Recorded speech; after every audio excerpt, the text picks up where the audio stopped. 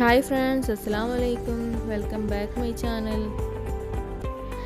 ഇന്നത്തെ റെസിപ്പി നല്ല ടേസ്റ്റി ആയിട്ടുള്ള ഒരു വെറൈറ്റി ഐറ്റമാണ് റുമാൽ ചിക്കൻ ആണ് ഞാൻ ഉണ്ടാക്കുന്നത്. ഇതുവരെ നിങ്ങൾ എൻ്റെ ചാനൽ സബ്സ്ക്രൈബ് ചെയ്തിട്ടില്ലെങ്കിൽ പ്ലീസ് ഒന്ന് സബ്സ്ക്രൈബ് ചെയ്യണേ. ഇനി നമ്മൾക്ക് വീഡിയോയിലേക്ക് പോവാം. റുമാൽ ചിക്കൻ ഉണ്ടാക്കാൻ വേണ്ടിയിട്ട് ഞാനിവിടെ 2 കപ്പ് മൈദ എടുത്തിട്ടുണ്ട്. ഇതിലേക്ക് ഇനി ആവശ്യത്തിനുള്ള ഉപ്പും 1 ടേബിൾ സ്പൂൺ പഞ്ചസാരയും കൂടി ചേർത്ത് കൊടുക്കാം. ഒരു മുട്ടയും 1/2 കപ്പ് പാലും കൂടി ചേർത്ത് ഇത് നന്നായിട്ടൊന്ന് മിക്സ് ചെയ്തെടുക്കാം.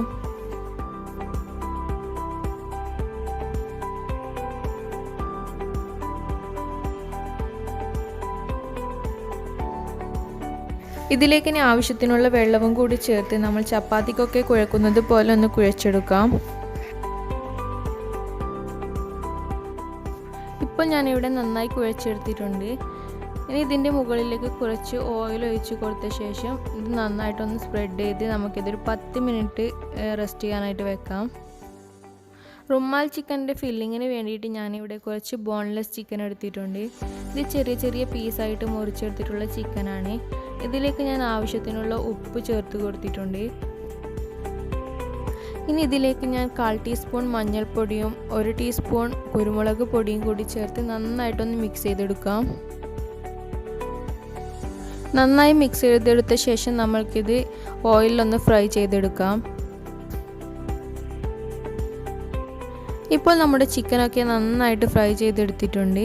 ഇനി അതേ ഓയിലിൽ തന്നെ നമ്മൾക്ക് കുറച്ച് സവാള ഒന്ന് വഴറ്റിയെടുക്കാം.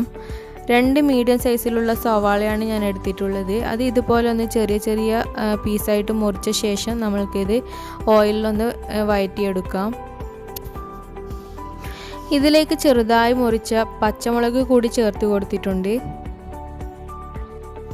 സവാളയൊക്കെ ഒന്ന് വഴന്ന് വരുമ്പോൾ നമ്മൾക്ക് ഇതിലേക്ക് 2 തക്കാളി ചെറുതായി മുറിച്ചതും കൂടി ചേർത്ത് കൊടുക്കാം.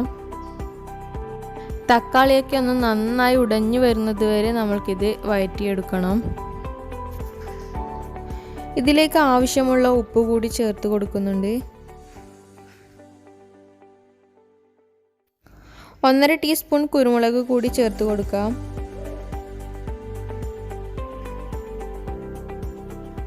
1/4 ടീസ്പൂൺ മഞ്ഞൾപ്പൊടി ചേർത്ത് കൊടുക്കാം.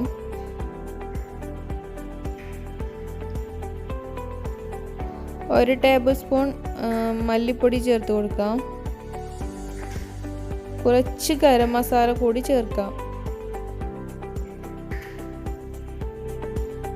ഇവയൊക്കെ ചേർത്ത് കൊടുത്ത ശേഷം നമ്മൾക്കിതൊന്ന് മൂടി വെച്ച് ഈ തക്കാളിയെയും സവാളയൊക്കെ ഒന്ന് നന്നായിട്ടൊന്ന് വേവിച്ചെടുക്കണം. 1 മിനിറ്റ് വരെ വേവിച്ച ശേഷം നമ്മൾക്കിതൊന്ന് തുറന്ന് നോക്കാം. ഇതിലേക്ക് 1 table spoon ginger garlic paste കൂടി ചേർത്ത് കൊടുത്തിട്ടുണ്ട്. ഇനി നന്നായിട്ടൊന്ന് മിക്സ് ചെയ്തെടുക്കാം.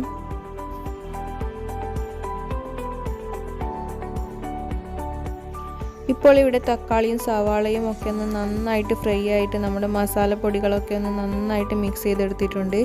ഇനി ഇതിലേക്ക് നേരത്തെ ഫ്രൈ ചെയ്ത് വെച്ചിട്ടുള്ള ചിക്കനാണ് ചേർത്ത് കൊടുത്തത്. നന്നായി മിക്സ് ചെയ്ത ശേഷം നമ്മൾക്കിത് മാറ്റി വെക്കാം. നമ്മൾ ഫസ്റ്റ് തന്നെ മാറ്റി വെച്ചിട്ടുള്ള നമ്മുടെ മൈദ മാവ് ഇവിടെ നല്ല സോഫ്റ്റ് ആയിട്ട് കിട്ടിയിട്ടുണ്ട്.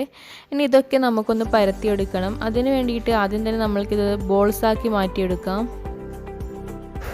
ഇതുപോലെ നമ്മൾക്ക് എല്ലാം ബോൾസാക്കി എടുക്കാം.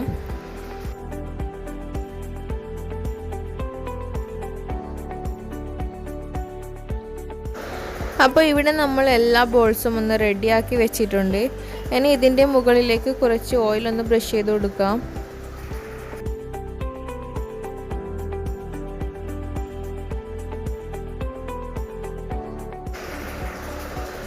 ഇനി നമ്മൾക്ക് ഇതുപോലെ ഓരോ ബോൾസും എടുത്ത് ഇതുപോലെ ചെറുതായിട്ടൊന്ന് പരത്തിയ ശേഷം നമ്മൾക്കിത് മാറ്റി വെക്കാം.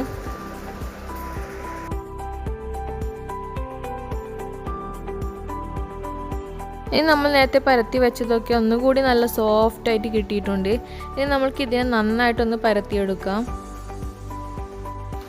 പരത്തിയെടുക്കാൻ വേണ്ടിയിട്ട് ഒരു റോളറിൻ്റെ ആവശ്യമൊന്നുമില്ല. ഇതുപോലെ കൈവച്ച് തന്നെ നന്നായിട്ടൊന്ന് വലിച്ചു കൊടുത്താൽ മതി.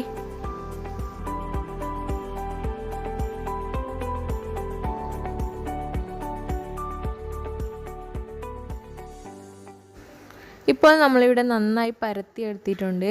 ഇനി ഇതിൻ്റെ സെൻറ്ററിലായിട്ട് നമ്മൾക്ക് നേരത്തെ റെഡിയാക്കി വെച്ചിട്ടുള്ള ഫില്ലിങ്സ് ചേർത്ത് കൊടുക്കാം. ഫില്ലിങ്സ് ഒക്കെ ചേർത്ത് കൊടുത്ത ശേഷം നമ്മൾക്കിതിനെ ഇതുപോലെ ഒന്ന് ഫോൾഡ് ചെയ്തെടുക്കാം. ഇനി നമ്മൾക്ക് ഇതിനെ ഓയിൽ ചൂടാക്കിയ ശേഷം അതിലേക്ക് ഇട്ട് കൊടുത്തിട്ടുണ്ട്. ഈ ഒരു റുമാൽ ചിക്കനെ ഫ്രൈ ചെയ്തെടുക്കാൻ ഒരു 2 ടേബിൾ സ്പൂൺ ഓയിൽ മതിയാവും.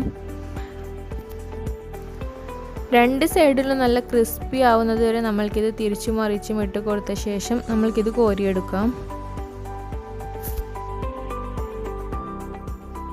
ഇപ്പോൾ നമ്മളുടെ റുമാൽ ചിക്കൻ ഇവിടെ റെഡി ആയിട്ടുണ്ട്. ഇത് നമ്മൾക്ക് ബ്രേക്ക്ഫാസ്റ്റ് ആയിട്ടും സ്നാക്കായിട്ടും കഴിക്കാം. നല്ല ടേസ്റ്റി ആയിട്ടുള്ളൊരു റെസിപ്പിയാണിത്. അപ്പോൾ എല്ലാവരും ഒന്ന് ട്രൈ ചെയ്ത് നോക്കണം. ഇഷ്ടപ്പെട്ടെങ്കിൽ എന്നും പറയുന്നത് പോലെ ലൈക്ക് ചെയ്യാനും ഷെയർ ചെയ്യാനും കമൻ്റ് അറിയിക്കാനും മറക്കല്ലേ.